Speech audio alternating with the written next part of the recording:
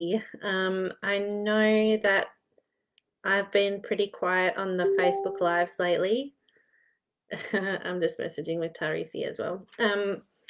So sorry about that. I'll talk to you in a minute, Tarisi. Um, yes, I've just had a huge amount going on with work opportunities, and the boys have had to be tested for COVID because they had runny noses, and other family members have been tested, and so it's just all been a bit of a juggling act.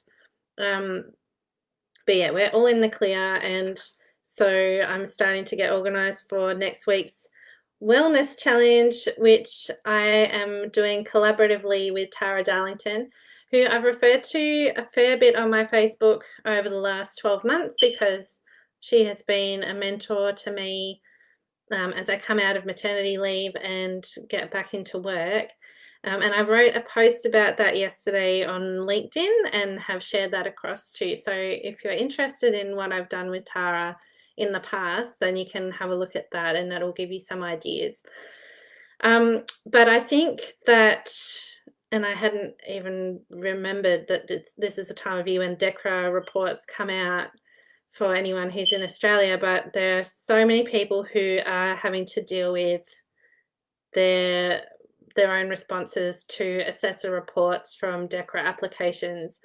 For those of you who are not in academia, this is a grant application process that so many people pour their hearts and souls into over at least 12 months, I would say, because you have a bit of a run up to summer. You spend really all of your summer devoted to pulling this grant application together, and then you wait for assessor reports. And oh my goodness, on my Twitter, I just saw, I mean, there's quite a few comments where just people are reeling from awful assessor reports. I don't know why people feel like they can say whatever they like when they're anonymous, but they do. And even with people who are new or like early career researchers, they don't have any qualms about being ruthless in those reports. And a lot of people, I mean, I have often felt very personally connected with my research, and the amount of hours and sacrifice that you pour into it. It really hurts when people are so rude, can be very rude and hurtful about it. So, a lot of people will be hurting, will be angry, irritated, anxious because they don't know what to do next. And this grant application process has been presented as kind of your next best step as you get out of a PhD for most of us, or anything in the ARC system. But I think through next week, hopefully you'll see that there are some more options available to you. So I've just sent out an email to people who are on my list. So if you're on my list, you'll have got it, and it's got information about how some of the steps that we'll be going through next week. So if you're interested in a little bit more detail, then please send me a DM and I'll add you to my email list. And then the other thing I wanted to say was that we've got two prizes up for grabs. So one is a virtual retreat with Tara. That's worth nearly $100. So that's amazing. And then also there's going to be a copy of Song Spirals up for grabs, which has just been, it was shortlisted for the Stella Prize.